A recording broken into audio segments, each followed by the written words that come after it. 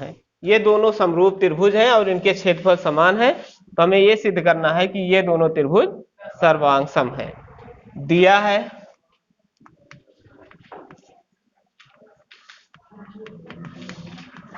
त्रिभुज A B C समरूप त्रिभुज पी क्यू आर में इनका क्षेत्रफल समान है। इसका मतलब क्षेत्रफल त्रिभुज ए बी सी बराबर है क्षेत्रफल त्रिभुज पी क्यू आर के, है ना।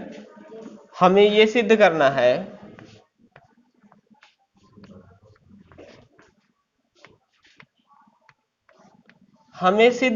है कि त्रिभुज ए बी सी सर्वांग सम त्रिभुज पी क्यू आर।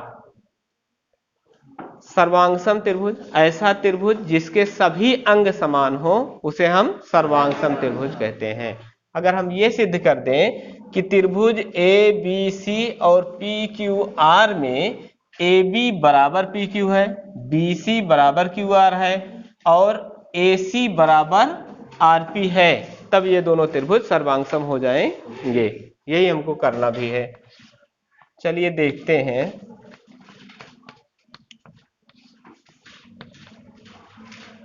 त्रिभुज ए बी सी सर्वांग सम त्रिभुज पी क्यू आर, और सर्वांग सम हम ये जानते हैं कि सर्वांग सम त्रिभुज की का क्षेत्रफलों का अनुपात उनकी भुजाओं के वर्गों के समानुपातिक होता है।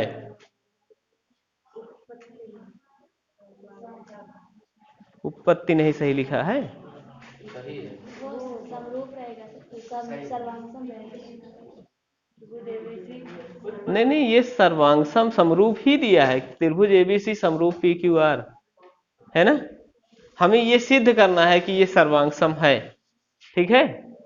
तो चलिए, दिया है त्रिभुज ए बी सी समरूप त्रिभुज पी क्यू आर। ये जब हमें दिया है तो इसका मतलब यह है कि हम पहले पढ़ चुके हैं कि समरूप त्रिभुजों के क्षेत्रफलों का अनुपात उनकी संगत भुजाओं के वर्गों के समानुपातिक होता है। इसका मतलब यह है कि क्षेत्रफल त्रिभुज ए बी सी बटे क्षेत्रफल त्रिभुज पी क्यू आर बराबर होगा ए बी का स्क्वायर, और ए बी की संगत भुजा क्या है, पी क्यू के स्क्वायर के, पी क्यू स्क्वायर बराबर बी सी का स्क्वायर उसकी संगत भुजा क्यू आर के स्क्वायर के, और सी ए की संगत भुजा आर पी के स्क्वायर के बराबर होगा, है ना। हम पढ़ चुके हैं कि अगर ये त्रिभुज इसके समरूप है तो इसका क्षेत्रफल और इसके क्षेत्रफलों का अनुपात इनकी भुजाओं के वर्गों के समानुपातिक होता है।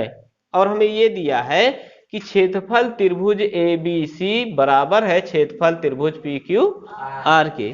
तो ए बी सी के स्थान पे हम लिख सकते हैं पी क्यू आर। तो इसके स्थान पर क्षेत्रफल त्रिभुज ए बी सी के स्थान पे लिखेंगे क्षेत्रफल त्रिभुज पी क्यू आर बटे क्षेत्रफल त्रिभुज पी क्यू आर, है ना, बराबर ये ए बी स्क्वायर। हाँ बताइए, ए बी स्क्वायर बटे पी क्यू स्क्वायर बराबर बी सी स्क्वायर बटे क्यू आर स्क्वायर बराबर सी ए स्क्वायर बटे आर पी स्क्वायर। ये हो जाएगा, ये इससे ये कैंसिल आउट हो जाएगा, तो यहाँ पर हमको क्या मिल जाएगा, एक मिल जाएगा, है ना। तो हम इसको ऐसे भी तो लिख सकते हैं, एक बराबर ए बी स्क्वायर बटे पी क्यू स्क्वायर। तो पी क्यू स्क्वायर से एक में गुणा कर दें, है ना। तो हमें क्या मिलेगा, ए बी स्क्वायर बराबर P Q square, A B square बराबर क्या मिल जाएगा, पी क्यू स्क्वायर। और दोनों पक्षों का वर्गमूल ले लें, तो जब वर्गमूल ले लेंगे तब इसका स्क्वायर हट जाएगा, तो हमें ए बी बराबर पी क्यू मिल जाएगा। इसी तरीके से बी सी स्क्वायर बटे क्यू आर स्क्वायर बराबर एक लें तो हमें बी सी बराबर क्यू आर मिल जाएगा, है ना। और सी ए स्क्वायर बटे आर पी स्क्वायर बराबर एक ले तब सी ए स्क्वायर बराबर आर पी स्क्वायर मिल जाएगा या सी ए बराबर आर पी मिल जाएगा। इसी प्रकार हमें मिलेगा बी सी बराबर क्यू आर और सी ए बराबर आर पी। इसका मतलब एक इस त्रिभुज ए बी सी की तीनों भुजाएं त्रिभुज पी क्यू आर की तीनों भुजाओं के बराबर है। यदि एक त्रिभुज की तीनों भुजाएं संगत दूसरे त्रिभुज की तीनों भुजाओं के बराबर है तो दोनों त्रिभुज सर्वांगसम होते हैं। तो हम लिख सकते हैं इसलिए त्रिभुज ए बी सी सर्वांगसम त्रिभुज पी क्यू आर, ये हमें सिद्ध करना था। ये किस कसौटी पर? Side side side. Okay.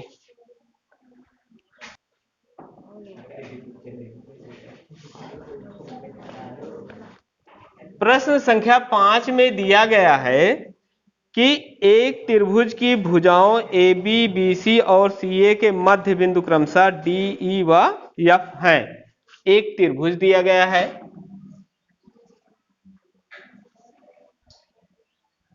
A B C, A B का मध्य बिंदु डी, बी सी का मध्य बिंदु ई और सी ए का मध्य बिंदु एफ है और इसको मिला दिया गया है। तो हमें ज्ञात करना है त्रिभुज डी ई एफ और त्रिभुज ए बी सी के क्षेत्रफलों का अनुपात ज्ञात करना है हमें। तो हमें दिया है त्रिभुज ए बी सी में भुजाओं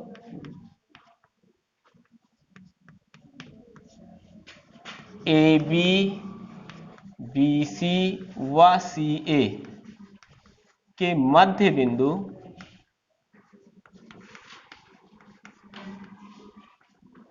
क्रमशः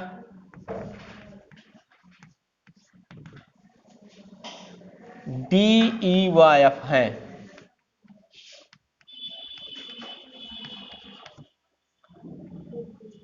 हमें इसको ज्ञात करना है। हमें ज्ञात करना है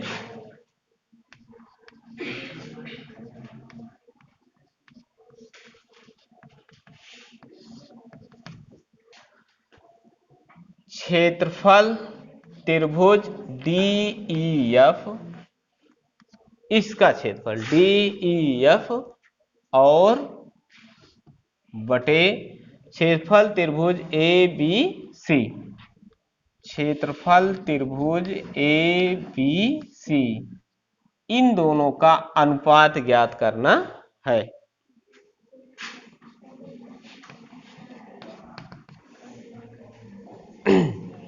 यहां पर देखिए त्रिभुज ए बी सी में ए बी का मध्य बिंदु डी है और ए सी का मध्य बिंदु एफ है।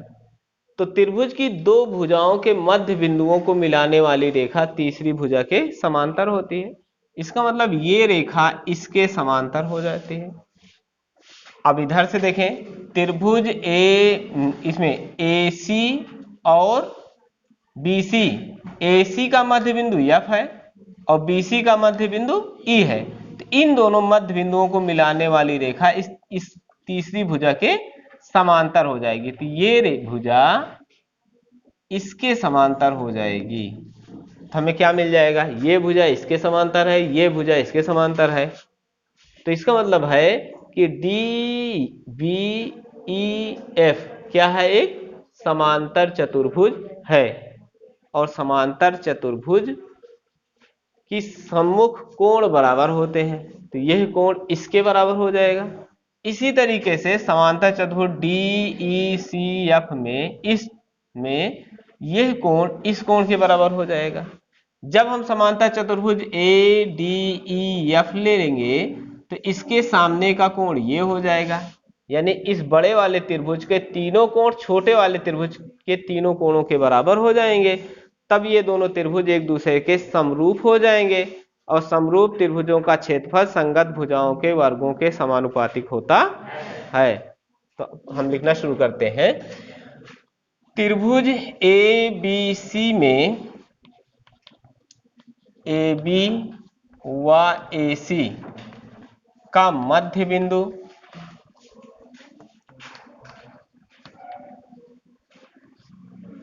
क्रमशः ए बी का मध्य बिंदु डी, ए सी का मध्य बिंदु एफ, डी वाई एफ है।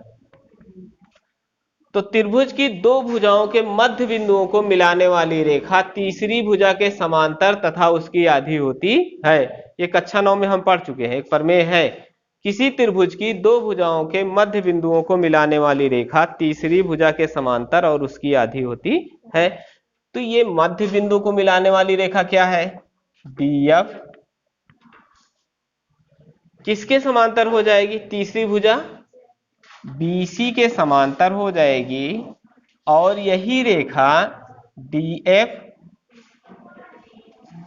बराबर होगी 1/2। यही DF ही BC की आधी हो जाएगी 1/2 BC। इसको हम लिख लेते हैं, हमको बाद में काम आएगा। तो DF समांतर BC ये हमें मिला। अब आगे बढ़ते हैं। त्रिभुज AC का मध्य बिंदु F और BC का मध्य बिंदु E है। AC व BC के मध्य बिंदु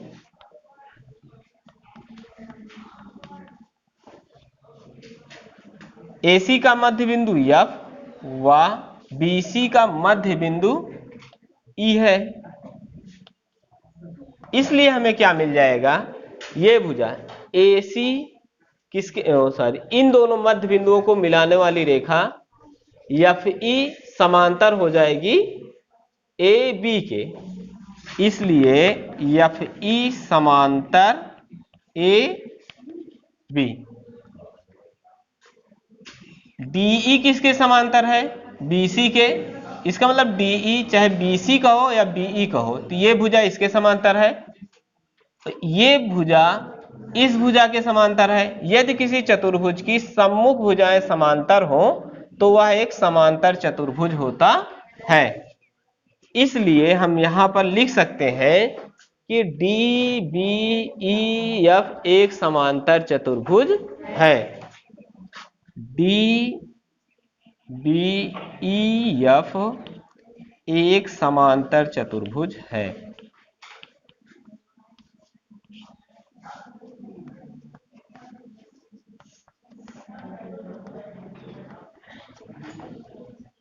इसलिए यह कोण, इस कोण को 1 माना जाए और इस कोण को 2 माना जाए तो कोण 1 बराबर कोण 2 हो जाएगा। समांतर चतुर्भुज के सम्मुख कोण बराबर होते हैं, इसलिए कोण 1 बराबर कोण 2। यहां पर लिख दें समांतर चतुर्भुज के सम्मुख कोण।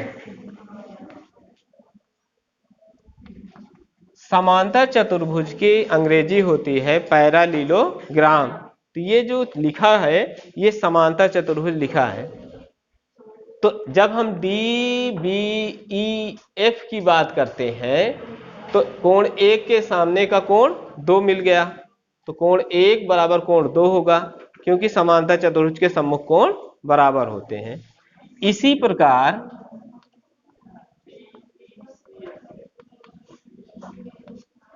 समांतर चतुर्भुज ये ले लें DECF। DECF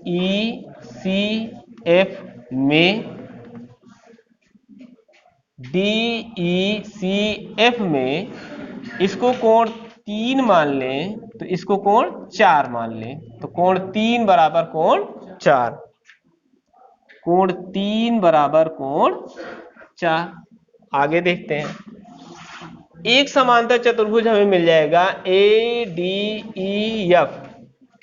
समांतर चतुर्भुज ADEF में हमें मिल जाएगा ये इसके सामने की भुजा, सामने का कोण ये है, इसको हम लिख दें 5 बराबर हो जाएगा कोण 6 के। तो कोण 5 बराबर कोण 6 के। अब देखिए त्रिभुज ए बी सी, त्रिभुज ए बी सी व त्रिभुज कोण ए किसके बराबर है 5 के, ई लिख लें, और कोण बी किसके बराबर है 2 के यानी एफ लिख लें, और कोण सी किसके बराबर है डी के, ई एफ डी। इस छोटे वाले त्रिभुज के तीनों कोण बड़े वाले त्रिभुज के तीनों कोणों के बराबर हैं, इसलिए दोनों त्रिभुज समरूप होंगे। में क्या हो गया, कोण 5 किसके बराबर है कोण 6 के, और उसके बाद बी लिखा गया है कोण 1 बराबर है कोण 1 बराबर कोण 2 के, और कोण 3 बराबर है कोण 4 के, कोण 3 बराबर है कोण 4 के। ये कोण इसके बराबर हो गया, ये कोण इसके बराबर हो गया, ये कोण इसके बराबर हो गया, यानी तीनों कोण बराबर हैं, इसलिए ये दोनों त्रिभुज समरूप हो जाएंगे। इसलिए त्रिभुज ए बी सी समरूप त्रिभुज E F D, angle angle angle, ये समरूप हो गए। और समरूप त्रिभुजों का क्षेत्रफल संगत भुजाओं के वर्गों के समानुपातिक होता है। तो त्रिभुज इसका क्षेत्रफल निकालना है हमें, क्षेत्रफल त्रिभुज DEF बटे क्षेत्रफल त्रिभुज ABC संगत भुजाओं के वर्गों के समानुपातिक होता है। तो DEF ये त्रिभुज, इस त्रिभुज में एक भुजा क्या है DE है ना, DE का स्क्वायर कर दें बटे इसकी संगत भुजा हमको मिल जाएगी BC का स्क्वायर कर दें। यहां पर देखें DE नहीं है, ये DF है, सॉरी DF किसके बराबर है 1/2 BC के। तो DF के स्थान पे हम लिख सकते हैं 1/2 BC का होल स्क्वायर बटे BC स्क्वायर। इसको समीकरण 1 मान लें और यहां लिख दें समीकरण 1 से।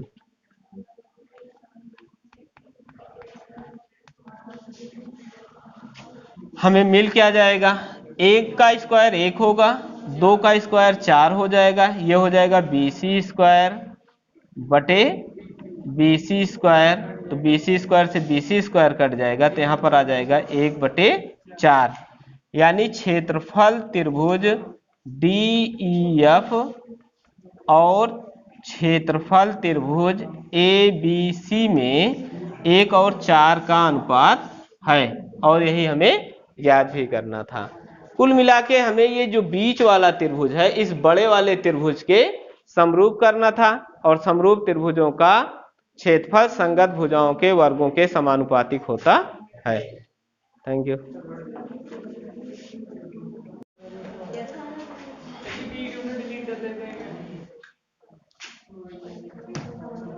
प्रश्न संख्या 6 में दिया गया है कि एक त्रिभुज है ABC, ये त्रिभुज PQR के समरूप है। ABC PQR के समरूप है और इसकी माध्यिका PM व PN है। हमें यह दिखाना है कि त्रिभुज ABC का क्षेत्रफल बटे त्रिभुज PQR का क्षेत्रफल बराबर होगा माध्यिका AM स्क्वायर बटे PN स्क्वायर के। यानी इन दोनों समरूप त्रिभुजों का क्षेत्रफल इनकी माध्यिकाओं के वर्गों के समानुपातिक है, ये हमें दिखाना है।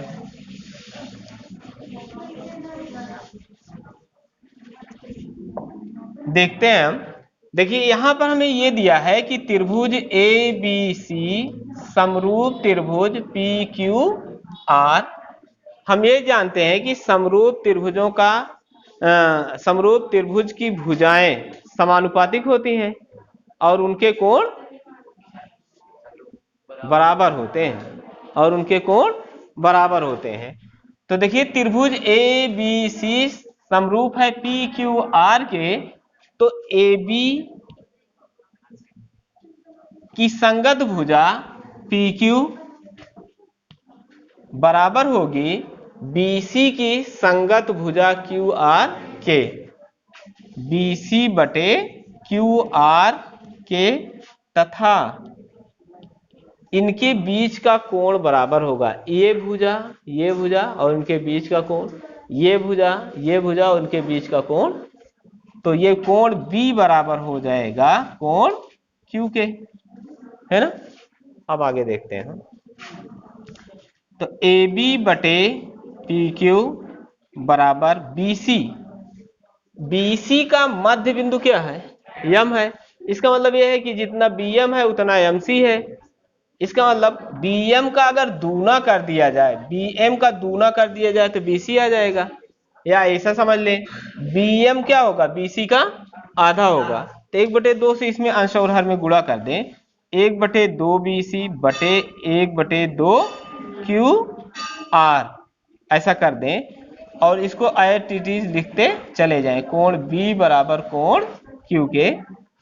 तो AB बटे PQ बराबर BC का आधा क्या होगा,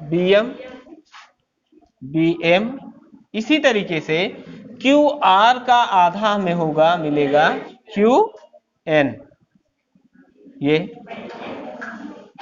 और एक चीज कोण B बराबर कोण Q, ये लिख ले हम। ये ऐसा क्यों हुआ, क्योंकि BC का मध्य बिंदु M है, BC को 2 बराबर भागों में कौन बांट रहा है, M बिंदु, तो BM BC का आधा हो जाएगा। QR को 2 बराबर भागों में N बांट रहा है ना, तो QN QR का आधा हो जाएगा।